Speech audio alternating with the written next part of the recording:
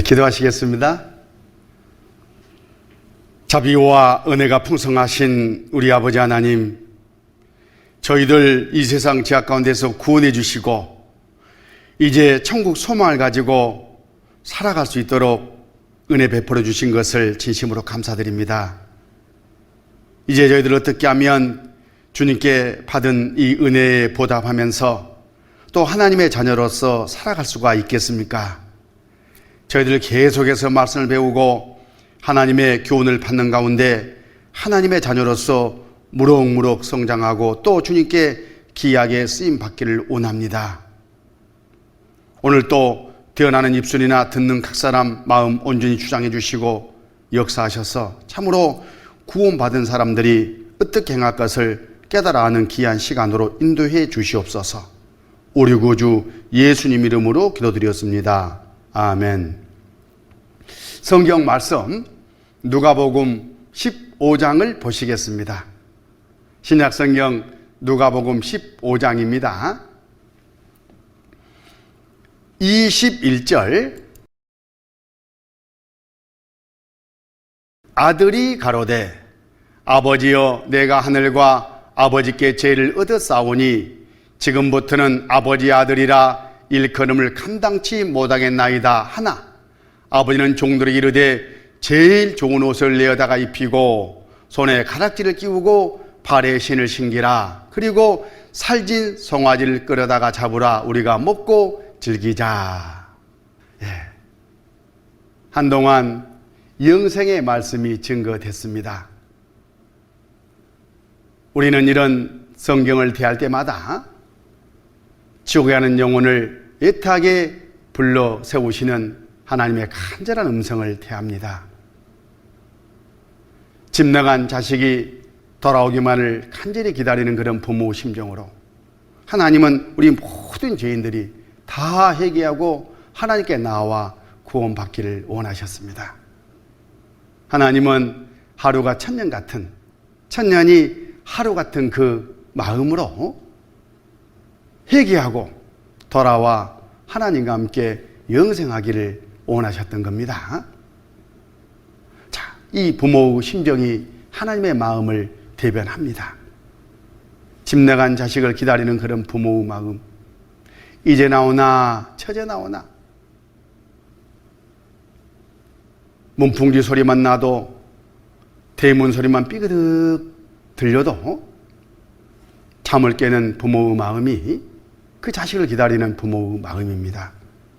이 녀석 어디서 먹을 것은 제대로 먹는지, 이 추운 날 잠자리에 있는 것인지, 혹 나쁜 사람들 게임에 빠져가지고 영영 돌아오지 못하는 것은 아닌지 늘 부모는 집 나간 자식을 생각합니다. 그 마음이 바로 누가복음 15장 집 나간 자식을 기다리는 부모의 마음으로 기록이 됐었고, 그리고 하나님은 우리 모든 사람들을 그 마음으로 기다리고 계셨습니다. 부모를 등지고 떠났던 그 불효자식, 이 부모의 마음을 알았으면 마음을 거쳐먹고 집에 돌아가는 것이 당연한 도리입니다. 이 하나님이 우리 죄의 것을 다 갚아놓고 용서하시는 가운데 돌아오기만 기다린다는 이 하나님의 말씀을 접했으면 회개하고 하나님께 돌아가는 것이 우리 모든 사람들, 죄인들의 도리입니다. 그렇게 돌아오는 모든 사람들 하나님께서 이렇게 대해주셨습니다. 오늘 그 읽은 말씀 가운데 그 하나님의 마음이 들어있는데 누가복음 15장 22절 아버지는 종들에게 이르되 제일 좋은 옷을 내어다가 입히고 손에 가락지를 끼우고 발에 신을 신기라. 그리고 살진 송아지를 끌어다가 잡으라. 우리가 먹고 즐기자. 돌아오는 아들을 우선 환영했습니다. 송아지를 잡아서 마을 사람들을 다 불러서 잔치한 바로 그것이 하나님이 돌아오는 우리를 대하는 하나님의 마음의 다름 아닙니다. 그리고 제일 좋은 옷을 내어다가 입혔습니다. 구원의 옷입니다. 손에 가락지를 끼워줬습니다. 언약의 표시잖아요. 내가 네 죄를 다 용서했다. 영원히 용서했다. 염려하지 마라 하는 바로 그 약속의 말씀 우리는 성경을 통해서 많이 접했습니다. 그리고 아버지가 신을 챙기는 것처럼 하나님도 이제 나와 함께 동행하자 하는 마음으로 전혀 다른 하나님 앞에 새로운 신분을 우리에게 허락해 주셨습니다.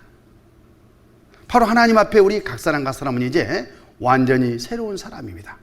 이전 것은 지나갔으니 보라 새 것이 되었도다. 그런 뜻입니다. 고린도 후서 5장 17절 그런즉 누구든지 그도 안에 있으면 새로운 피조물이라 이전 것은 지나갔으니 보라 새 것이 되었도다. 구원받은 사람은 하나님 앞에 전혀 다른 새로운 신분을 가졌다. 그런 뜻입니다. 이 의미를 좀 생각해 보기 위해서 지난 시간 말씀을 좀 정리해 보도록 하겠습니다. 하나님과 나, 그 사이에 이 죄가 다 가로막고 있었습니다. 이때 하나님 앞에 나는 죄인이고 하나님은 이 죄의 싹을 갚으라고 심판해서 지옥에 보내지 아니하면 안 될 그런 심판자이셨습니다. 그때에 하나님이 사람으로 이 세상에 오시고 십자가에 못 박혀 우리의 죄 싹을 대신 다 갚아주시는 그 가운데 하나님과 나 사이의 죄는 하나도 없이 다 도말되어 버렸습니다. 이제 우리가 우리 죄를 다 용서하신 이 하나님의 마음을 접하고 돌아가기만 하면 하나님의 자녀가 되는 겁니다. 우리는 그렇게 마음을 결단하고 하나님께 돌아갔잖아요. 이제 우리는 하나님은 아버지가 되고 나는 하나님의 아들이 된 전혀 다른 새 사람이 되었다. 그런 뜻입니다. 아버지와 아들, 갈라디아서 4장 4절 때가 참에 하나님이 그 아들을 보내사 여자에게서 나게 하시고 율법 아래 나게 하신 것은 율법 아래 있는 자들을 속량하시고 우리로 아들의 명분을 얻게 하려 하심이라.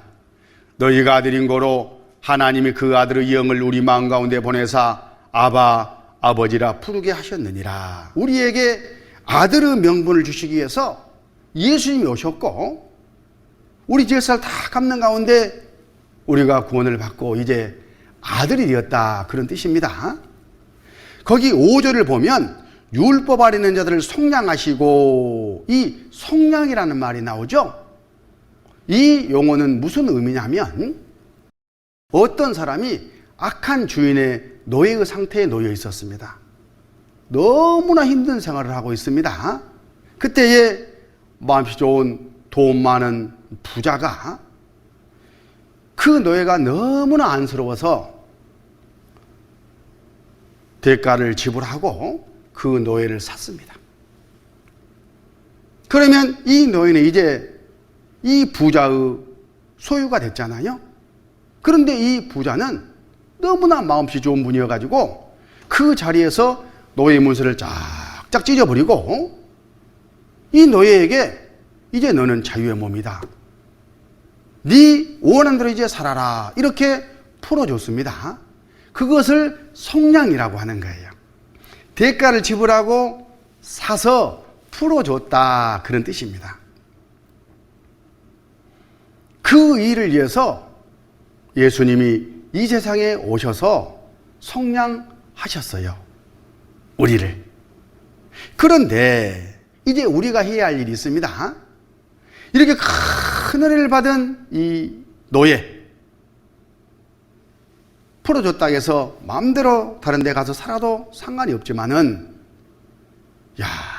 이분 이제 내가 스스로 우러나서 내가 사랑하는 마음으로 이 은혜를 보답해야 되겠다 하는 마음을 갖고 이 주인의 주님께 무릎을 꿇었습니다.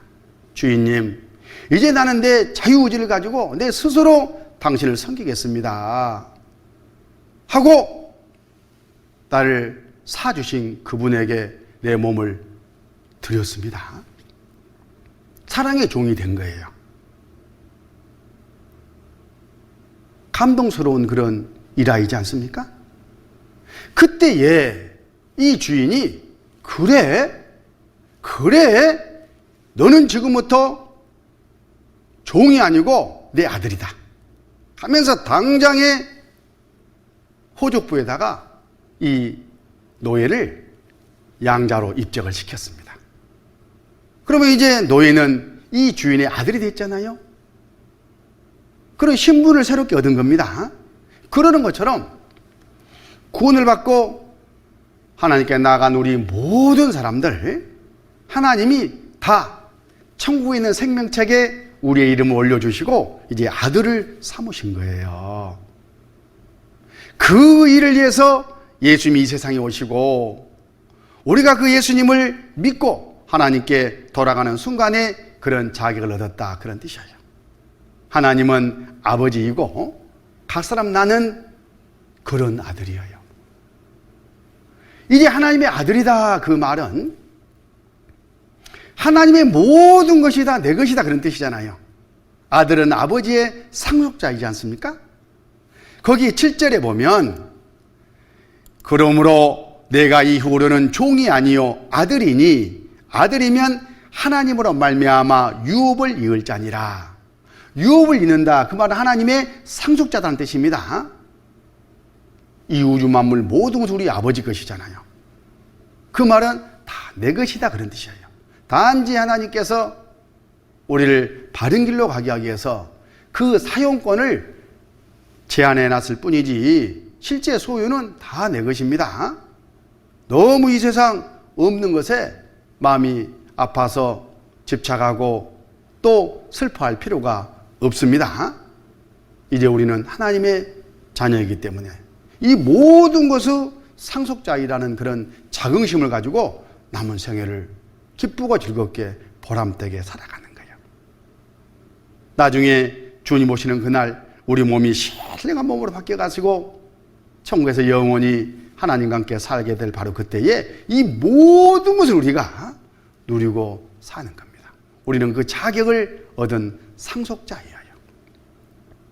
이제 우리는 남이 아닙니다. 손님이 아니에요. 하나님의 권속이고 성도라 부르심을 입은 사람들과 함께 살아가는 그런 하나님의 가족입니다. 에베소서 2장 19절, 그러므로 이제부터 너희가 외인도 아니요 손도 아니요 오직 성도들과 동일한 시민이요 하나님의 권속이라. 구원받기 전에는 주님 밖에 있던 사람들이었습니다. 손님이었어요. 그래서 아마 이 말씀을 듣는 과정에 간도 쓸개도 빼주면서 손님 대접을 해드리고 손님 대접을 받았을 거예요. 그런데 구원을 받는 순간에 이제 하나님의 자녀, 한 가족이 된 겁니다. 성도가 된 거예요. 한 집안 식구입니다. 오직 성도들과 동일한 시민이요 하나님의 권속이라. 하나님의 돌봄을 받는 한솥밥을 먹는 식구들이다, 그런 뜻이에요. 우리는 하나님께 그런 인정을 받은 그런 사람들이고 그런 마음과 태도를 가지고 이제 한 집안 식구처럼 살아가야 됩니다. 이제 아버지와 아들 한 가족이 됐잖아요. 그러면 한 집안 한 울타리 안에서 살아가는 것은 지극히 당연한 거잖아요. 그래서 이제 아버지와 아들은 한 집안에 살면서 교제를 나누게 돼요. 사귐이 있다, 그런 뜻입니다. 요한일서 3장, 우리가 보고 들은 바를 너희에게도 전함은 너희로 우리와 사귐 있게 하려 함이니 우리의 사귐은 아버지와 그 아들 예수 그리스도와 함께 함이라. 사귐, 교제. 하나님 아버지와 아들인 내가 사귀는 교제가 있고, 또 구원받은 형제 자매들이 서로 사귀는 수평적인 교제가 있다. 그렇게 말씀을 하고 계시는 겁니다. 이제 우리는 하나님의 한 집안 식구들로서 하나님 아버지와 또 함께 구원받은 형제 자매들과 함께 오손도손 사귀는 삶, 교제를 해 나가야 되는 거예요. 그런데 어떻게 교제를 하느냐? 하나님 아버지는 나에게 성경을 통해서 말씀하셔요. 나는 기도를 통해서 아버지에게 말씀해요. 그리고 교제하는 목적은 물론 또 다른 영혼들에게 예수님이 하신 그 일 복음을 전해가지고 구원을 받게 하는 것이 궁극적인 목적입니다.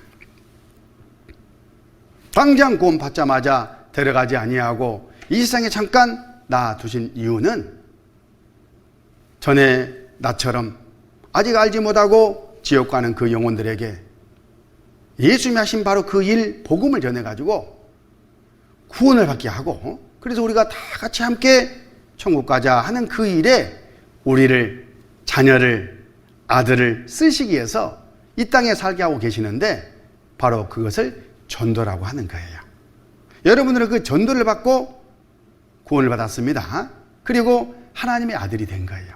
이제 나도 하나님의 아들로서 또 다른 영혼을 전도하는 그 일을 하는, 바로 그것이 하나님 아버지와 교제하고 이 땅에 남아 살아가는 목적이다, 그런 뜻입니다. 여기 교제, 성경, 기도, 전도, 이 네 가지를 신앙의 4대 요소, 그렇게 부릅니다. 자동차가 제대로 굴러가려면 바퀴 넷이 꼭 필요하잖아요. 그런 것처럼 신앙생활이 온전히 제대로 잘 이루어지려면 이 네 가지 것이 균형을 이루고 있어야 돼요. 그 가운데 성경, 디모데후서 3장 16절, 모든 성경은 하나님의 감동으로 된 것으로 교훈과 책망과 바르게 함과 의로 교육하기에 유익하니 이는 하나님의 사람으로 온전케 하며 모든 선한 일을 행하기에 온전케 하려 함이니라. 자, 모든 성경은 하나님이 불러주시고 사람이 받아 기록한 하나님의 말씀입니다. 하나님은 1대1로 따로따로 신비한 그런 방법을 통해서 말씀하신 것이 아니라 성경에다가 우리 각 사람에게 하실 말씀을 미리 아시기 때문에 다 기록해 놓으셨어요. 그리고 우리가 성경을 읽고 배울 때에 그 성경 말씀을 통해서 우리에게 말씀을 하셔요. 때론 교훈하고, 잘못하면 책망하고, 잘못 가면 바로 가게 하고, 의로운 하나님의 자녀로서 살아가기에 부족함이 없도록 성경을 통해서 우리에게 말씀하십니다. 그래가지고 이는 하나님의 사람으로 온전케 하며 모든 선한 일을 행하기에 온전케 하려 함이니라. 하나님의 자녀로서 또 하나님께서 맡기신 그 일을 행하기에 부족함이 없도록 성경 말씀을 통해서 우리를 양육해 가신다, 그런 뜻이에요. 이 말씀, 우리는 이 하나님의 말씀을 통해서 먼저 구원을 받았습니다. 거듭났어요. 새 사람이 된 겁니다. 베드로 전서 1장 23절, 너희가 거듭난 것이 썩을 씨로 된 것이 아니요 썩지 아니할 씨로 된 것이니 하나님의 살아있고 항상 있는 말씀으로 되었느니라. 말씀으로 우리가 구원받고 거듭이 났습니다. 말씀으로 구원받고 거듭난 사람은 이제 또 말씀으로 그 신앙이 무럭무럭 성장해 가야 되는 거예요. 그게 바로 베드로 전서 2장 2절 말씀인데, 갓난 아이들 같이 순전하고 신령한 젖을 사모하라. 이는 이로 말미암아 너희로 구원에 이르도록 자라게 하려 함이라. 하나님은 구원받은 사람의 신앙이 자라야 된다고 말씀하십니다. 그러기 위해서는 뭔가 영양을 섭취해야 되잖아요. 영의 양식은 하나님의 말씀입니다. 갓난아이는 태어나면 엄마 품에서, 가족 품에서 성장을 해 나가야 되잖아요. 그런 것처럼 구원받은 사람도 하나님의 품에서, 구원받은 그리스도인들은 무리 안에서 내 신앙이 성장해가는 과정이 먼저 있는 거예요. 그때에 이 아이가 엄마에게서 나온 젖을 먹고 살아가는 것처럼 이 신앙은 하나님의 말씀을 먹고 무럭무럭 자라가는 겁니다. 애벌레가 애벌레일 적에는 나무 잎을 갉아먹고 살았습니다. 그러나 우화돼가지고 나비가 된 다음에는 꽃을 찾아서 꿀을 먹고 살아요. 우리 몸은 성장해 가기 위해서 몸의 양식을 취합니다. 그러는 것처럼 이 영혼도 이제 씩씩하게 신앙이 성장하기 위해서 영의 양식이 필요한데, 그 영의 양식이 하나님의 말씀이셔요. 그런데 그 영의 양식이 어디서 나오느냐? 갓난아이에게 필요한 젖은 그 아이를 낳아준 엄마 품에서 나오잖아요. 하나님이 2통씩이나 달아주셨습니다. 많은 여인들이 있지만은 그 아이에게 필요한 젖은 자기를 낳아준 엄마에게서 나오는 것처럼 하나님이 신앙의 양식도 그렇게 정해 놓으셨습니다. 다시 말하면 구원받은 그리스도인들은 무리, 나를 구원받게 해준 그 교회 안에서 일단 하나님의 말씀을 배우면서 무럭무럭 내 신앙이 성장해 가야 된다, 그런 뜻입니다. 그런 다음에 이제 전도도 하는 것이고, 또 하나님께 귀하게 쓰임받는 그 일도 제대로 할 수가 있는 거예요. 갓 태어난 아이가 고마워요, 충성하고는 돈 벌어 가지고 오겠다고 나가면 그거 이상한 일이지 않겠습니까? 먼저 자라는 과정이 있습니다. 주변 가족들을 돌봄을 받으면서 그 아이가 자라는 것처럼 구원받은 식구들을 돌봄받으면서 신앙이 무럭무럭 먼저 자라가시기 바랍니다. 베드로 전서 2장 2절 이 말씀을 함께 읽겠습니다. 갓난 아이들 같이 순전하고 신령한 젖을 사모하라. 이는 이로 말미암아 너희로 구원에 이르도록 자라게 하려 함이라. 하나님은 우리 신앙이 자랄 수 있는 그 가족의 품으로 교회를 주셨어요. 교회는 예수님의 몸인데 그 안에 딱 붙어 있으라, 이렇게 말씀을 하셔요. 자, 요한복음 15장 3절, 너희는 내가 일러준 말로 이미 깨끗하였으니 내 안에 거하라. 나도 너희 안에 거하리라. 가지가 포도나무에 붙어있지 아니하면 절로 과실을 맺을 수 없음 같이 너희도 네 안에 있지 아니하면 그러하리라. 나는 포도나무요 너희는 가지니 저가 네 안에 내가 저 안에 있으면 이 사람은 과실을 많이 맺나니 나를 떠나서는 너희가 아무것도 할 수 없음이라. 3절, 너희는 내가 일러준 말로 이미 깨끗하였으니, 이 말씀은 구원을 받았으니 그런 뜻이에요. 그러면 첫 번째 할 일이 있습니다. 4절, 내 안에 거하라. 나도 너희 안에 거하리라. 이렇게 말씀하셨어요. 예수님 품 안에 딱 거하라, 그런 뜻이에요. 그러면서 포도나무를 가지고 그것을 비유로 설명해 주셔요. 예수님은 자기를 포도나무라고 말씀하셨습니다. 그리고 구원받은 각 사람은 가지로 비유해 주셨어요.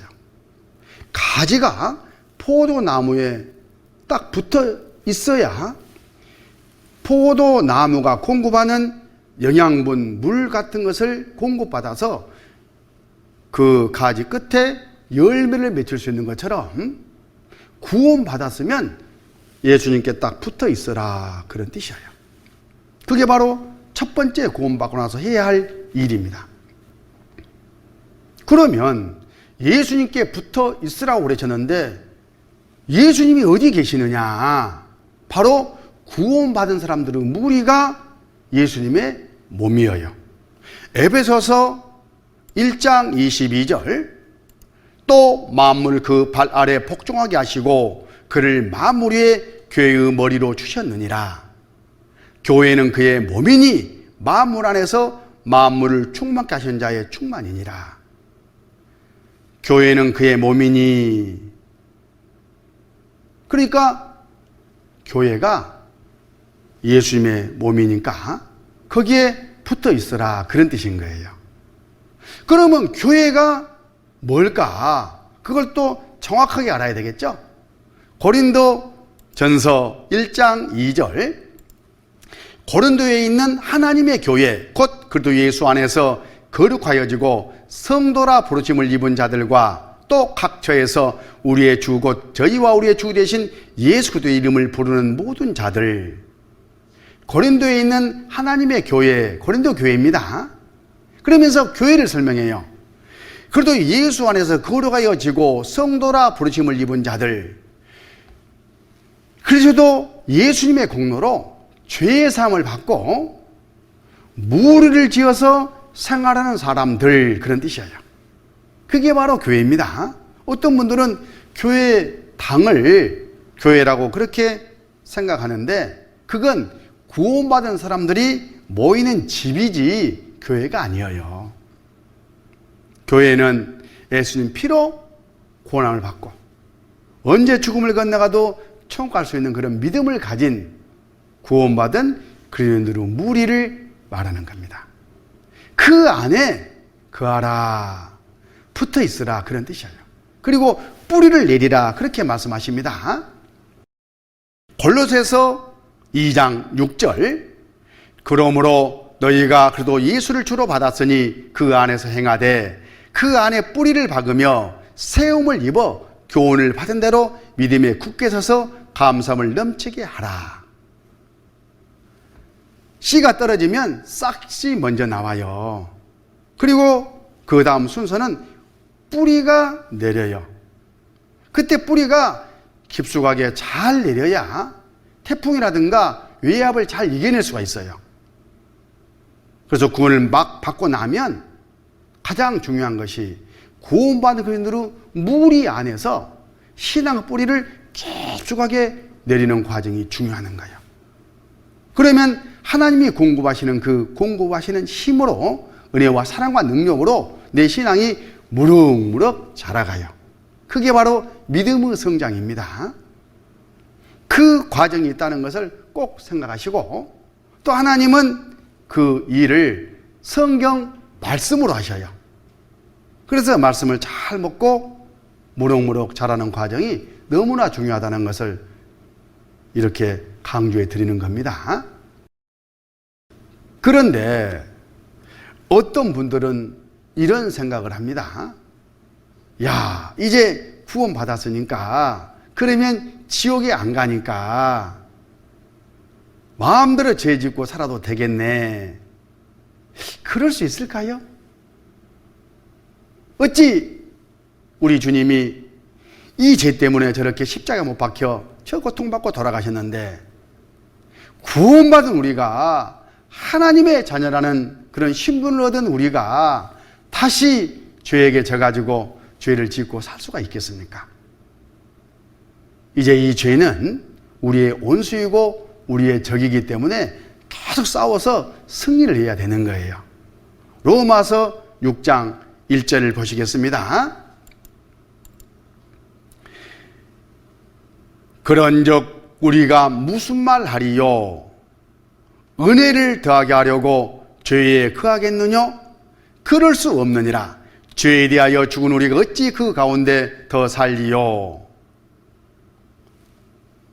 하나님께 은혜를 받고 또 하나님의 더 은혜를 끌어내리기 위해서 계속 죄짓고 살겠느냐? 그럴 수 없느니라. 우리 마음이죠? 그럴 수 없죠.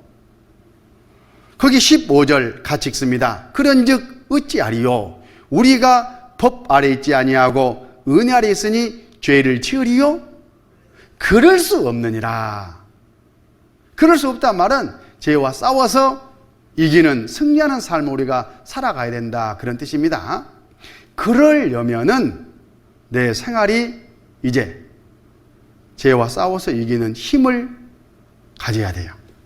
그걸 생활 구원, 성품 구원이라고 말씀합니다. 우리는 지난 시간까지 영혼 구원에 대해서 공부를 했습니다. 그리고 그 영혼이 예수님 피로 말미암아 구원을 받았습니다. 근데 이 구원에는 영혼 구원만 있는 게 아니라 생활 구원, 몸의 구원이라는 개념도 또 있어요. 이 성경 안에는 구원이란 말이 많이 나옵니다.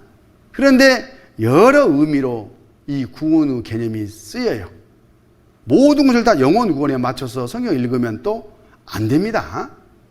어떤 말씀은 구원을 이루라, 이런 말씀도 있고, 어떤 말씀은 구원을 기다린다, 이런 말씀도 있어요.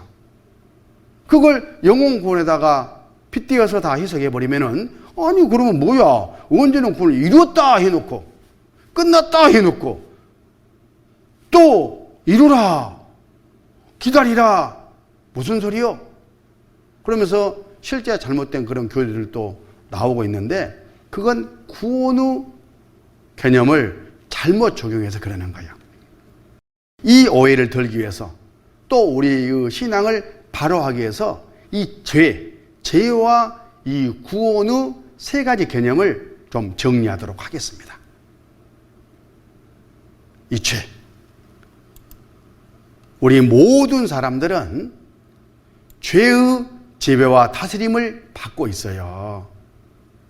아담 할아버지가 선악을 알게 하는 나무 과실을 따먹지 말라 하신 그 하나님의 말씀을 불순종하고 마귀의 종이 되고, 마귀로 말미암아 이 세상에 죄가 들어왔을 때 이 죄의 지배와 다스림 안에 놓이게 된 거예요. 자, 이 죄는 세 가지의 특성을 가지고 있어요. 여기 보면 죄의 존재, 죄의 세력, 죄의 요구, 이 세 가지의 특성을 갖고 우리를 지배하고 다스려 왔습니다. 하나님은 이 죄의 존재를 멸하시고 죄의 세력을 꺾어버리고 죄의 요구를 이루시기 위해서 사람으로 오셨습니다. 그분이 예수님이셔요. 갈라디아서 1장 4절에 그리스도께서 하나님 곧 우리 아버지의 뜻을 따라 이 악한 세대에서 우리를 건지시려고 우리 죄를 위하여 자기 몸을 들이셨으니, 예수님께서 우리를 건지려고 자기 몸을 들이셨는데 어디에서 건졌느냐 하면 죄의 존재에서 건지시고, 죄의 세력에서 건지시고, 죄의 형벌에서 우리를 건지셨어요.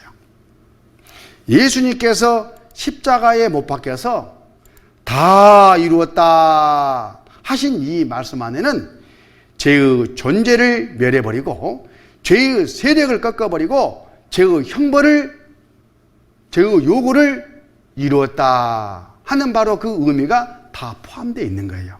한 묶음이다, 그런 뜻이에요. 패키지죠. 이렇게 하시고 우리가 이 십자가를 믿을 때에 통째로 우리에게 주셨어요. 영혼 구원도 주시고 생활 구원도 주시고 몸의 구원도 주셨다, 그런 뜻입니다. 그런데 각 구원이 실제 효과로 나타나는 시점이 달라요. 영혼 구원은 믿는 순간에, 받는 순간에 효과가 나타나 버렸어요.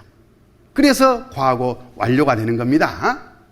근데 몸의 구원은 이 몸에서 죄가 없어질 때에 우리 주님이 죄림해 가지고 나를 신령한 몸으로 바꿔서 데려갈 바로 그때에 죄의 존재는 없어져요.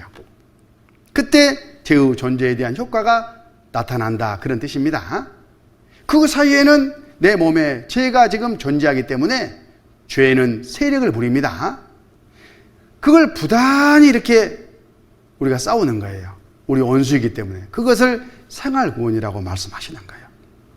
그것은 계속적으로, 지속적으로 우리가 사는 동안에 이뤄가야 될 그런 사명이 있는 겁니다. 자, 영혼 구원. 영혼 구원은 그래서 믿음은 바로 그 순간에 이루어졌기 때문에 과거 완료로 기록이 되어 있어요. 예수를 너희가 보지 못하였으나 사랑하는 조다. 이제도 보지 못하나 믿고 말할 수 없는 영광스러운 즐거움으로 기뻐하니 믿음의 결국 곧 영혼의 구원을 받음이라. 받을 것이에요, 받음이라예요. 받아버렸죠? 과거 완료예요. 에베소서 2장 8절에도 너희가 그 은혜를 인하여 믿음으로 말미암아 구원을 얻었나니 그랬잖아요. 과거 완료.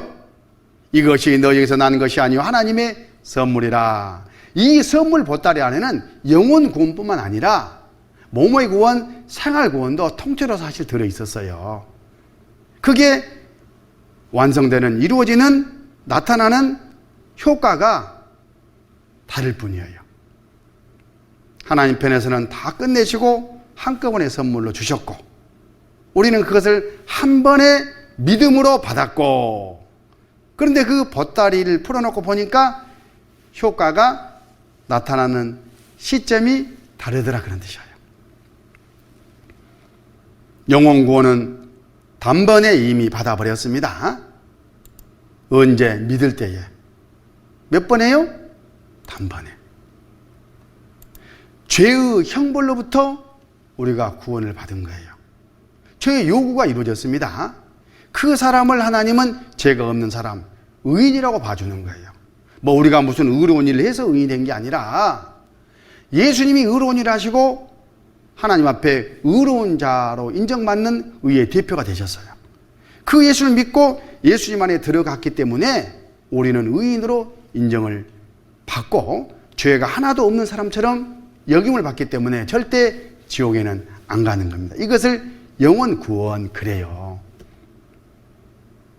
그런데 여기 죄의 존재, 이 죄는 언제 없어지느냐? 바로 몸이 구원을 받을 때, 우리 주님께서 재림해 가지고 우리 몸을 신령한 몸으로 바꿔서 데려가는 바로 그 순간에 우리 몸에서 죄가 깨끗하게 사라져 버려요. 그때까지는 죄가 존재한다, 그런 뜻입니다. 빌립보서 3장 20절. 오직 우리의 시민권은 하늘에 있는지라 거기로서 구원하는 자 곧 주 예수 그도를 기다리노니 그가 만물을 자기에게 복종케 하실 수 있는 자의 역사로 우리의 낮은 몸을 자기 영광의 몸의 형체와 같이 평케 하시리라. 우리의 시민권은 하늘에 있는지라. 패키지로 우리는 구원을 받았기 때문에 이미 우리는 천국 백성이라는 시민권을 받아가지고 갖고 있는 거예요. 미국에 살려면 미국 시민권이 필요하잖아요.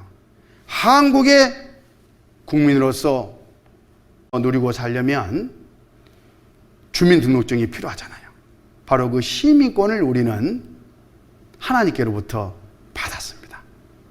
하나님 나라에서 영원히 죄 없이 행복하게 살 그런 자격증을 이미 받았어요. 우리는 그것을 기다리면서, 그걸 바라면서 살아가는 소망의 사람들이지 않습니까? 그러다가 어느 순간 우리 주님이 이 땅에 오시면 하나님의 능력으로 천지 우주 만물을 창조하신 그런 능력으로 우리 썩을 몸을, 죄를 가진 이 몸을 죄가 하나도 없는 깨끗한 몸으로 영원히 썩지 않고 새하지 아니하는 그런 아름다운 그런 모습으로 변화시켜가지고 들어가셔요. 그때 드디어 죄가 뚝 떨어져 나가버린다 그 말이에요. 얼마나 감사한 일이겠습니까? 로마서 8장 23절. 이뿐 아니라 또한 우리 곧 성령의 처음 익은 열매를 받은 우리까지도 속으로 탄식하여 양자될 것 곧 우리 몸의 구속을 기다리느니라. 그러니까 이 몸의 구원은, 몸의 구속은 장차 이루어져야 되기 때문에 기다리는 거예요. 기다리세요. 좋은 일이 있습니다. 지금 이 아픈 몸도 전혀 아픔을 느끼지 못하는, 영원히 아파보고 싶어도 아파보지 못하는, 눈물도 없고 슬픔도 없고 고통도 없는 영원한 기쁨과 행복만 있는 그런 천국에서 영원히 건강한 몸으로 누리고 사는 거예요. 바로 영원 구원 받은 사람에게는 그게 패키지로 이미 다 주어져 있어요. 그래서 가만히 주님을 섬기고 살다 보면은 다 어느 순간에 그렇게 됩니다. 하나님이 하시는 일이에요. 근데 여기를 보면 영혼이 구원받고 몸이 구원받을 때까지는 죄가 존재하잖아요. 그러면 죄에는 뭐가 있죠? 세력이 있어요, 세력. 다스림이 있어요. 그래서 죄가 있는 이 동안에는 죄가 권세를 부립니다. 죄를 지으라 한다 그 말이요. 그렇다고 해서 우리가 죄를 짓고 살면 되겠어요? 이제는 하나님의 자녀인데, 그래서 죄와 싸움이 시작된 거예요. 싸움. 죄와 싸워서 이겨야 됩니다. 히브리서 12장 4절, 너희가 죄와 싸우되 아직 피 흘리기까지는 태양치 아니하고 죄는 싸워야 될 대상인 거예요. 져서는 안 됩니다.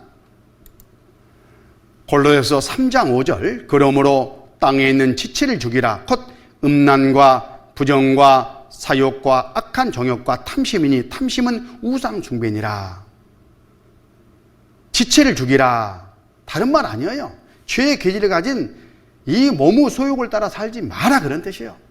하나님의 말씀을 따라 살아라 그 말이에요. 그러면 하나님께서 승리하게 이기게 해주셔요.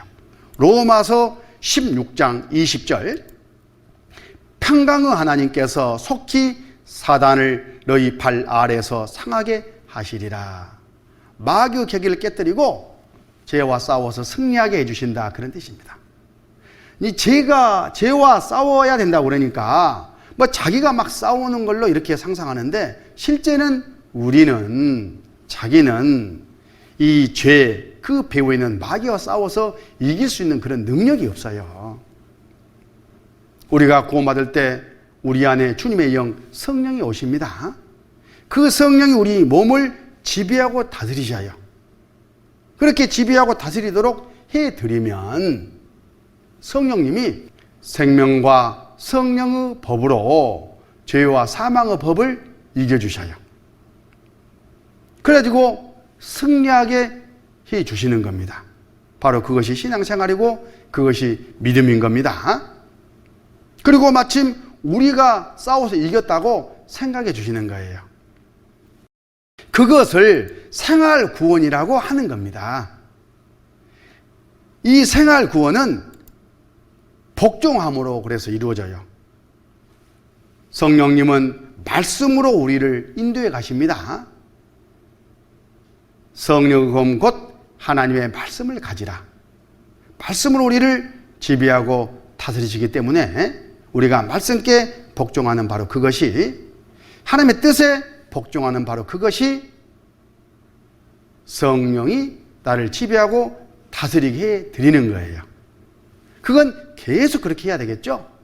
그래서 계속적으로 복종하는 그런 신앙의 태도를 가지면 성령이 나를 지배하고 다스려 가지고 죄와 싸워서 이겨주셔요. 그걸 생활구원이라고 합니다.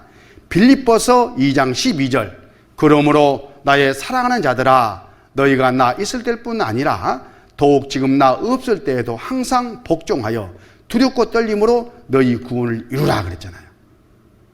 너희 구원을 이루라. 이 생활구원은 생활 가운데 계속해서 이루어가는 거예요. 죄와는 계속 싸워야 되니까 이루라. 현재 진행형이지 않습니까? 이렇게 하면, 승리하면 하나님이 상급을 주셔요. 상급. 하나님은 우리를 지옥에서 구원해 주셨습니다. 그 구원하신 목적이 있어요. 천국에서 하나님께서 주시고자 하시는 그런 영원한 영광을 함께 누리며 살게 하시기 위한 거잖아요. 그런데 구원을 받고 하나님 말씀에 순종하고 복종을 잘 한 사람과 그렇지 않은 사람이 있을 텐데 똑같이 천국에서 누리고 산다면 그건 불공평하잖아요. 그래서 하나님이 천국의 영광을 상급을 주시되 구원받고 나서 이 사람이 어떻게 살았느냐를 따라서 영광의 상급의 정도를 달리해 놓으셨어요. 그래서 우리는 이 상급을 바라보고 지혜와 싸워서 이기는 삶을 계속 살아가는 거예요. 신약 성경 27권 가운데 14권을 받아 기록한 바울 사도. 그 바울 사도의 삶이 천국 상급이라는 표대를 바라보고 달려가는 바로 그 삶이었어요. 빌립보서 3장 13절 형제들아 는 아직 내가 잡은 줄로 여기지 아니하고 오직 한 일적 뒤에 있는 것은 잊어버리고 앞에 있는 것을 잡으려고 표대를 향하여 그래도 예수 안에서 하나님이 위해서 부르신 부름의 상을 위하여 쫓아가노라. 이 상이 있잖아요. 상을 바라보고 이제 다름질하는 삶을 우리는 살아가는 겁니다. 이 상은 그러면 언제 주느냐? 주님 오실 바로 그때에 신령한 몸으로 바뀔 그때에 각 사람에게 행한 대로 상을 주셔요. 요한계시록 22장 12절 보라 내가 속히 오리니 내가 줄 상이 네게 있어 각 사람에게 그의 일한 대로 갚아주리라. 나는 알파와 오메가요 처음과 나중이요 시작과 끝이라. 모든 것의 전부가 되시는 우리 주님께서 행한 대로 구원받고 나서 어떻게 살았느냐를 따라서 주시는 상이 있습니다. 그 상을 바라보고 열심히 죄와 싸워 승리하고 또 하나님 뜻대로 우리 몸이 들여져 가지고 쓰임받는 가운데 다른 영혼들이 구원받게 하는 그 일의 결과가 우리의 상을 결정하게 될 겁니다. 그런데 죄와 싸워가지고 지는 사람들이 있겠죠.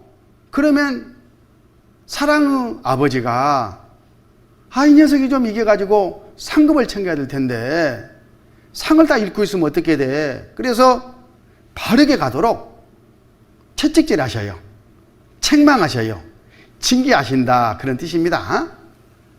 히브리서 12장 5절 또 아들에게 권하는 것 같이 너희에게 고면하신 말씀을 잊었도다. 일렀으되 내 아들아 주의 징계하심을 경히 여기지 말며 그에게 꾸지람을 받을 때에 낙심하지 말라. 주께서 그 사랑하시는 자를 징계하시고 그의 받으시는 아들마다 채찍질 하심이니라. 아들이 잘못되면 가만히 놔둬야 되겠어요. 매를 들어서라도 올바로 성장하고 자라고 바로하게 해야 되겠어요.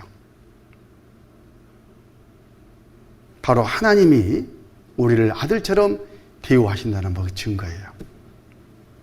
때론 교훈하시고 때론 책망하시고 바르게 하십니다. 그래서 징계라는 것은 구원받는 사람에게 다 있는 거예요. 우선 가장 큰 징계가 뭐냐면요, 마음고생, 마음에 우선 책망하시거든요. 죄가 딱 지어지면요, 그 순간 하나님께서 너 이 녀석 이거 죄야 그렇게 책망하셔요. 그러면 바로 하나님 앞에 자기를 돌아보고 시인해야 돼요. 동의하고 자백하고 그 죄를 버리는 그런 태도를 가져야 된다, 그런 뜻입니다. 그러면 하나님께서는요, 그것이 징계의 목적이기 때문에 됐다 하고 죄를 다 그 순간 용서해 버리셔요. 그리고 좋은 관계로, 좋은 사이로 또 교제를 계속 이끌어 가주십니다. 요한일서 1장 9절 만일 우리가 우리 죄를 자백하면 저는 미쁘시고 의로사 우리 죄를 사하시며 모든 불의에서 우리를 깨끗게 하실 것이요. 우리가 죄를 자백한다, 그 말은 하나님의 책망을 받아들인다, 그런 뜻이에요. 양심에다가 끓임을 주시는 하나님의 그 책망을 받아들이고, 예, 그렇습니다. 제가 바로 이 죄를 지었습니다. 아버지 죄송해요. 조심할게요. 이런 마음과 태도를 딱 갖는 순간에 하나님 마음에서는 됐다! 용서해버렸습니다. 그러니까 더 이상 이 죄에 대해서 그 마음이 붙잡힌 것도 믿음이 없는 태도이겠죠. 용서하셨어요.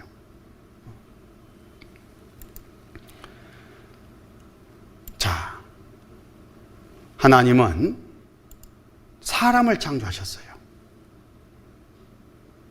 그런데 선악을 알게 하는 나무 과실을 따먹지 말라 하시는 그 시험 과정에서 사람은 마귀를 선택하고 마귀 나라로 하나님을 등지고 떠났습니다.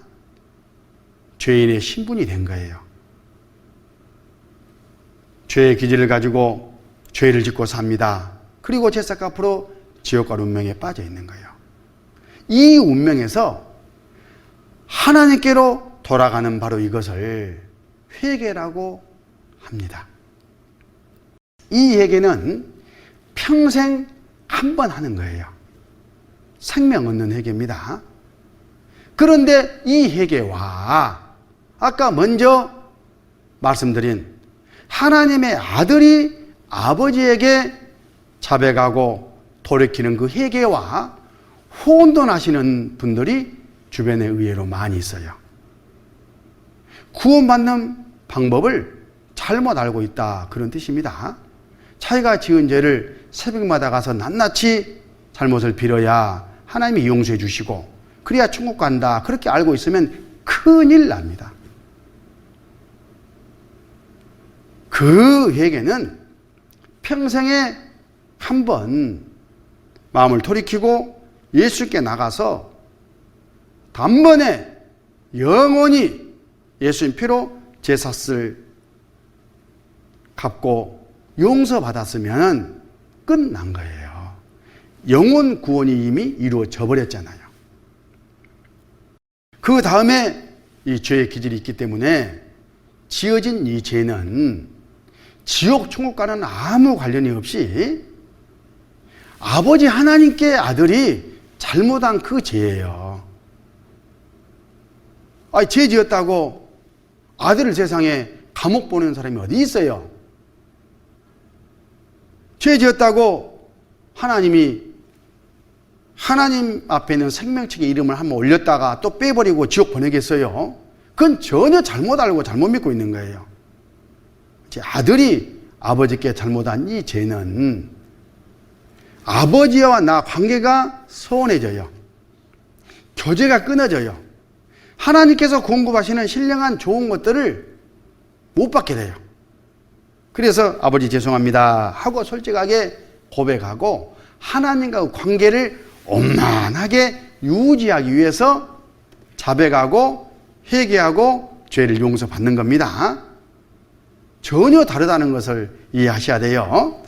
근데 이 자백, 아들로서 이 회개는 죄마다 하나님이 책망을 해 주실 텐데 그때마다 자백을 하는 거예요. 하나님 아버지와 나 사이에 교제가 이루어지다가 죄가 관계를 끊어버렸어요. 그러면 이 관계를 유지하기 위해서 자백하는 겁니다. 자, 하나님 앞에 나의 죄, 구원받기 전에 지은 죄와 구원받은 후에 지은 죄는 성격이 전혀 달라요. 구원받기 전에는 하나님은 재판장이고 나는 죄인이었잖아요. 하나님은 죄의 삭은 사망이 하는 법대로 심판하시는 공의의 하나님이십니다.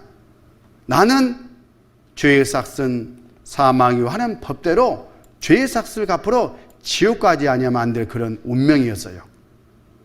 구원받기 전에 지은 죄는 이렇게 엄청난 결과를 초래합니다. 구원받고 난 후에는 하나님은 아버지가 되셨잖아요. 이제 나는 아들이에요. 그러면 사랑의 하나님께서 나를 아들로 대하시죠. 그러나 죄 짓고 잘못되면 안 되잖아요. 매를 드시잖아요. 그래서 나는 하나님 아버지께 뉘우치고 자백을 해야 되는 거예요. 안 하면 어떻게 해야 돼요? 징계하시죠. 징계하시죠. 이 징계라는 것은 마음에 고통도 주시고 또 내 주변에 있는 환경들, 건강이라든가 재산이라든가 또 이웃과의 관계를 통해서 돌아보고 죄를 버리도록 늘 하나님께서 징계하셔요.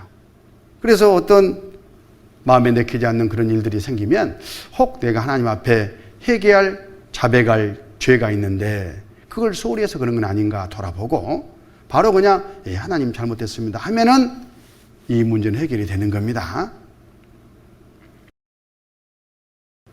이게 바로 하나님 아버지와 나의 관계에서 발생하는 문제들이고, 이런 일이 있을 때마다 좋은 관계로 다시 회복하는 가운데 하나님께서 공급하시는 은혜와 사랑과 능력을 힘입고 이 세상을 우리는 살아가야 됩니다.